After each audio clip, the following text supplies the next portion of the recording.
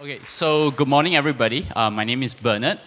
Before I start, I'll just tell you a little bit about my background. I'm a trained theoretical physicist from Cambridge, and my PhD thesis was about finding extra dimensions through gravitational waves. So you could imagine my excitement when gravitational waves was discovered.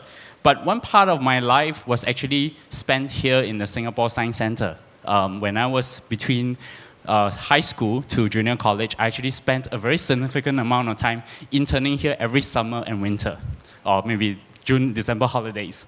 And the reason for that was because in the 1980s, the Singapore Science Centre is actually the only place that has one of the biggest, most important classic called Gravitation, written by Wheeler. And it is one of the most important books in general relativity. And that was how it got me into becoming a scientist. And just to add one more point, subsequently I went and worked on the Human Genome Project.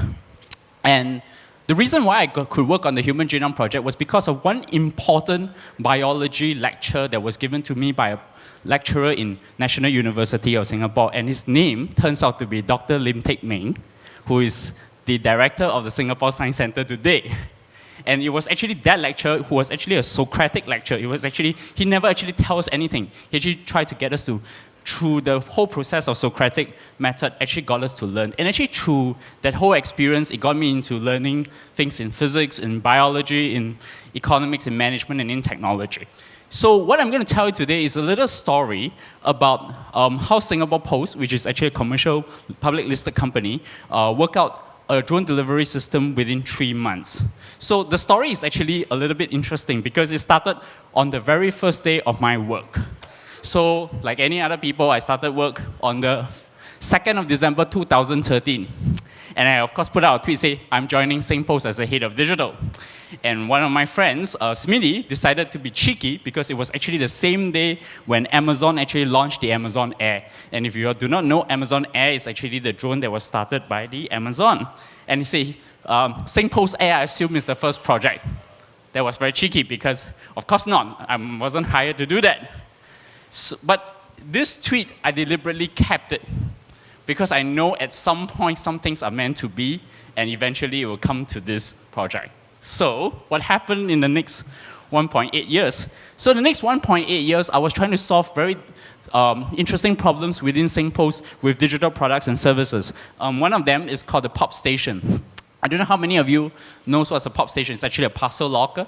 It's one of the services that every day, if I were to look at our social media dashboard, is the ones that everybody's happy with the service. In fact, our dream is to have pop stations everywhere on that. And it's one of the only few projects in SingPost we actually open our APIs to e-commerce people so that they can actually use that and actually open and close our log. But one of the interesting thing that come out about it, and this will come to the later part of the story, was that it was actually the first implementation of Internet of Things.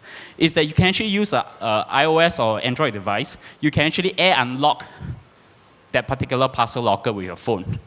And that itself, actually, at that point in time, we were actually worried whether the technology was actually ready for that. In fact, I have to challenge a couple of claims in security, and we're actually using some of these open source software to actually get it done. So that was one of the things that we learned, and of course the Prime Minister actually tested this product in one of his walkabouts. And then after that, we also redesigned the SAM machine, and I repurposed the mobile app, which was 150, when I was there, it was only 50,000 downloads, and then by the time I redesigned everything and make it really cool, it's now close to 1 million downloads now, of course with better 5-star ratings from a 1-star rating. And of course the most difficult project as the head of digital was actually redesigning the Singapore Post website. Yeah, it may sound as though all the other problems are simple, but it turns out that, but solving these problems actually gets you towards an innovation challenge. And let me tell you what happened. So while I was solving all these technical problems, there is also the urban logistics challenge. One of the biggest things is that we're going to have a big e-commerce uprising, and increasingly we're getting traffic congestion, right? I mean, a lot of you these days, if you're driving on the road, you will see a lot of highways are being jammed because the amount of infrastructure we have just can't resolve. So we actually need other things to solve that. And of course, we also have manpower concerns. It's not easy to hire a courier delivery man or driver these days. So all these have sort of amalgamated and sort of came to us to think a little bit about autonomous vehicles, not just air, but also land. So at a point in time, I was actually working on an internal project to think a little bit about drones and self-driving cars. And what happened was, my boss, Wolfgang and Mr. Wu, the postmaster of SingPost, had lunch with the CEO of IDA. And she was like suggesting, hey, why can't you guys just fly a drone? So the IDA is actually a regulatory authority. So they came back, they told me, Bernard, go and find a project to do for this. And so I decided that, okay, let's talk to them. We have some other projects, maybe less ambitious than a drone delivery project, like having a smart post, maybe a smart post box, maybe trying to do big data, but they said, no, have to be a drone delivery. So we were trying to think about this in a few ways. So one of the things, objectives was actually to support the Smart Nation initiative. But the second one is actually, this was actually the time where we are actually about to leapfrog ourselves from just a follower to an innovator. And the next part of it, which actually came from both the CEO and myself, is that we were thinking that if we were to do this, it's actually not going to lead to any commercial applications so soon. But what we would do is that actually we would open the whole regulatory framework for drone delivery. It will help the startups. It will also help the corporations in the future in order to have that to happen. And then it basically help us to expand the ecosystem, not just us, for drone delivery to actually make it happen. So I went to talk to different drone delivery companies and decided to work with the IDA Design Labs, which is actually a government lab inside IDA that actually do a lot of cool technologies. And you actually work together and basically come up with the things. But knowing how government works, I think a lot of you know, they move very slow. So it's a big problem, right? So what I decided to do was, I got a little bit tongue-in-cheek. Tongue-in-cheek in the sense that I told them, it's now June, there is a World Post Day in October. So just to give you a sense about postal services, every year there's a World Post Day on the 9th of October. We celebrate the postal service, we celebrate postmen, we celebrate frontliner post office staff. So SingPost used this as a tradition to actually honor our low-income workers and etc. And we actually do a lot of service thanks on the day. So this year, I decided that, hey, why don't we tell the world we did drone delivery? So I forced the timeline onto my government counterparts. I need 3 months to get this drone delivery system done, and this is where we're going to go. But I don't want to just ape everyone. I don't want to follow what Amazon did. I don't want to be like DHL, fly something from point A to point B and say, hey, we are doing drone delivery. I also don't want to follow what all the US Post, Swiss Post, FinPost, they are all basically following the same recipe. Just fly something from point A to point B, which is totally defeating the whole purpose. If you were to truly innovate, you need to truly think about what does drone delivery actually mean in the postal world. Basically, traditional postal delivery is very simple. Point A to point B, a sender, a recipient. At the recipient side, you got a key, you have a mailbox. Only you are the intended recipient, unless, of course, there's errors of delivery. But in a drone world, you can't just fly from point A to point B and drop a payload, like the way how DHL does it, and then you expect that the person who's collecting that is the rightful person that actually collects that. And that is where we decided that, hey, if we were to do this drone delivery, why don't we show exactly how this would work in real life and how could it be operationalized in the future?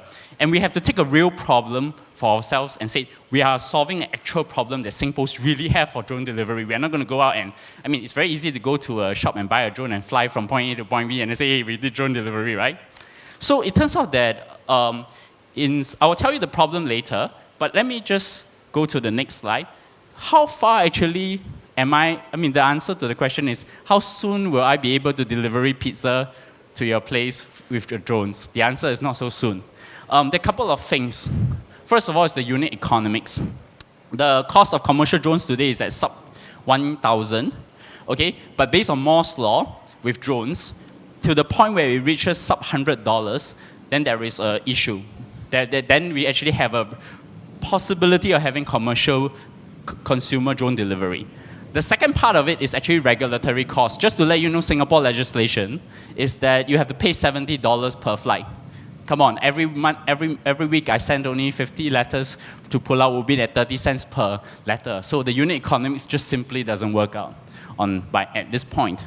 There is the manpower challenge, right? We need to actually train the workforce. And even if we have to have everything autonomous, whether it's self-driving, whether it's drones, we still need to have manual overrides. And then the last bit is regulatory challenges. Now, here's a little interesting problem. The technology is there, is all there. The problem is actually with the regulators. They are not actually being educated with that. Now, let me give you a very simple problem. I was actually having a lot of fights with the aviation authority to get the drone flight. And one of the most interesting things is when you start having an Air Force captain who is a regulator with training in engineering, telling a physicist with a PhD how a drone actually flies like an airplane and not like a helicopter, you know there's a problem. Right? And he keeps overriding and trying to tell you, look, you're just a physicist. Oh yeah, I'm sure. I am a physicist. Right? So there's a lot of things that you actually need to educate. But I think through that process, you start to understand how the regulators think about security, thinks about a lot of very silly nuances, and then you have to challenge all the way. And just to be, even though we work with IDA, we almost couldn't fly. So we started doing the first, we actually came up with the prototype.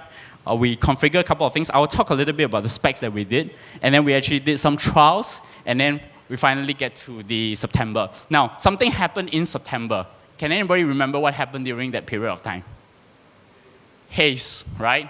So I also had another fight with the authorities saying that you can't fly an unmanned vehicle in a smog area.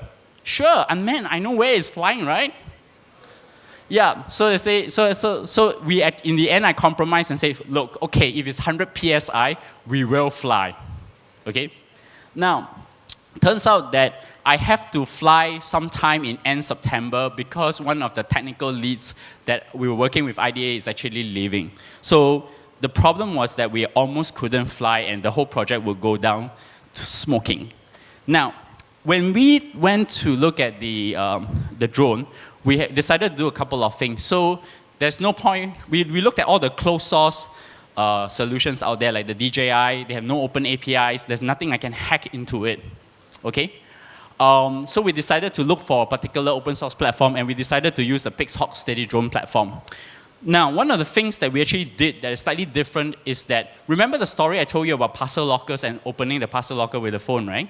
So it turns out that there's actually an authentication procedure in the drone delivery flight from point A to point B. At point B, if I'm standing here and I have a mobile phone, I can actually use my phone to authenticate myself that I'm the intended recipient of that particular package. So when the drone flies to point B, it actually hovers around, and all I need to do is to say that I am the intended postman to receive this package, and I press a particular authentication, and then the drone will actually land and actually could pick up that package. And then I know that this is the intended piece. So that, and at that point, I need an open source software. And I just not need the open source software from the drone side, but I also need something on the phone side. So we decided to try to use an Android operating system. We ran it on a Xiaomi Mi 4 phone. Actually, we could choose any other Android phones. It's just that the developer who was working with us loves a Xiaomi phone. So we decided that we just follow that. So we did a couple of changes to that.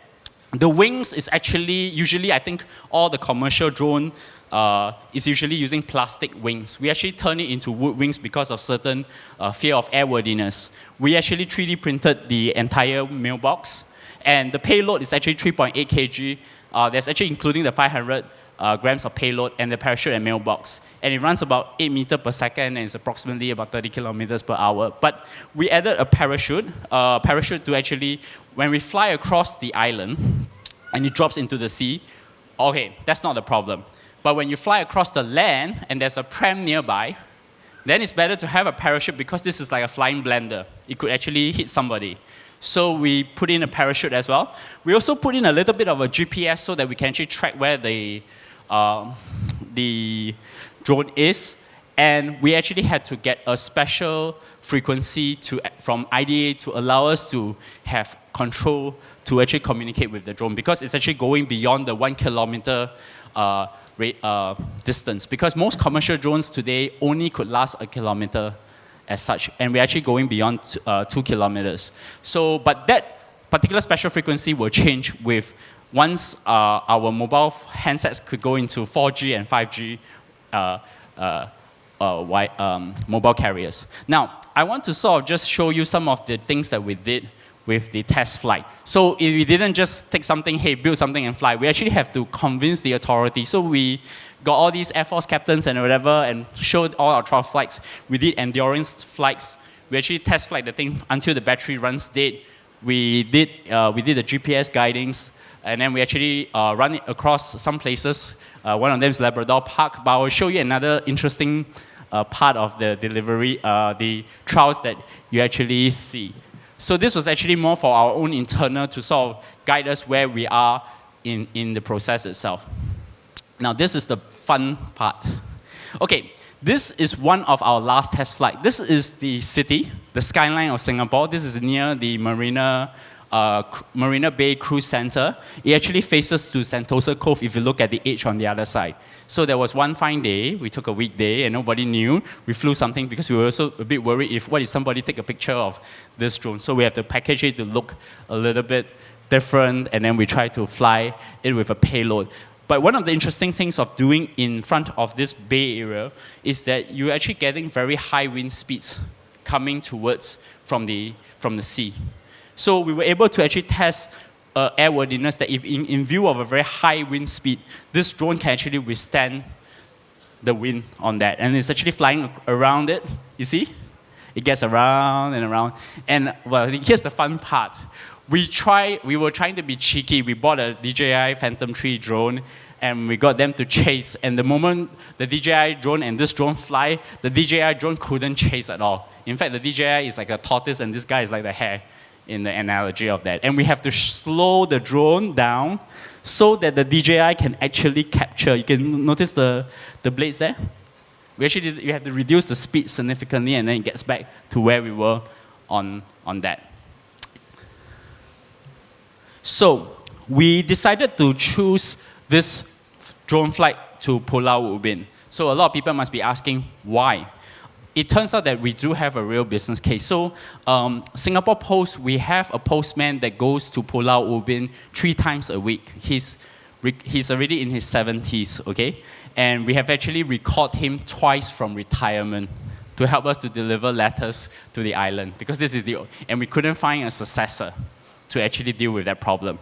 So the way we thought about this process is that, okay, if we were to make drone delivery and reality of delivering letters and packages to Pulau Ubin, then what we need to do is that, what we want to do is to actually get one of the residents within Ubin to be actually our postman. So we actually lands at a particular location. The postman actually collects the resident within Ubin and actually distributes within the whole island itself. And so we can actually time this because there's actually a delivery base near that area there. So we chose different paths. Now here lies the real difficult, and a lot of you might not know this. It turns out that the path that I took is an impossible path to ever get approved by the authorities. And let me explain why. First of all, this path looks very nice, clear line of sight. But it turns out it's in the heart of 3 aerodomes. There are 3 airports that actually uses this particular path. The first one is Changi, Paya Lebar, which is a military airport. Of course, you know, anything to do with military, oops, Bernard, you're not allowed to do that. And then there is Seletar Airport, there's a private airport. So we fought a lot of things on that. We thought things like, well, the drone is not flying above a certain 70 meters, so we should never get touched with a commercial airplane. And then you start having these Air Force captains because they're really worried that the drone will fly into one of the aeroplanes from each side and each side. So, okay, the military airport is closed on the weekend. Great. So we should be allowed to fly on those days which the military is not flying, right? Then the next excuse they come up is, what if it veered towards this side and it hits an airplane on Changi Airport, which is completely possible, or it goes into this side, which is actually much more interesting. Your drone flies across border into Malaysia territories. In simple rule, this is basically means an act of war, right? Yeah, so you can see how difficult it is to get it approved, right? So in the end, I compromised, okay? I will tell you that until the day before I fly, I got the approval on a Saturday, 2 p.m. And just to explain to all my geek friends why I didn't show up in last year's geek camp, that was the day I was waiting to get the approval for flight. I actually almost wanted to come down and get help from Harish to talk to Dr. Vivian Balakrishnan to get the flight through, but I decided that if I were to do that, it will actually fail the spirit of the law. The spirit of it is that we want to work with the regulatory authorities and we go by the proper channels to actually get the approval done. Okay? So we challenge upwards. I challenged to the next higher authority above the aviation authority. I said, look, this guy is just being unreasonable. Here is all the email correspondence. Here are the data that I've shown. And please be my referee. And they were very fair. They were being very fair. I compromised by basically reducing the battery of the drone to 80% so that when it veers off, actually we had a geofencing strategy that if the thing starts veering off within a 0.5 meter radius from the path, we actually will shut it down. So we were actually very, very, in Singaporean language, kiasu about this. Literally, we'll shut down the drone once it veers off in a certain path. But in order to actually make them feel better, we just said we'll reduce it down to 80% of the battery so that even if it veers off and go this way and that way, there will be no war started because of a drone flying across the Straits of Johor, and that it won't hit a commercial airplane. So that was the compromise that we actually gave. And thanks to the help of the Ministry of Transport, who actually came and actually be the referee and show us what is a due process with the authorities, we got to fly. It was actually on a Saturday at 2 p.m. Actually, I wrote 2 emails to my boss. One is, I failed because blah, blah, blah, blah, blah. The other one is, we are going to fly.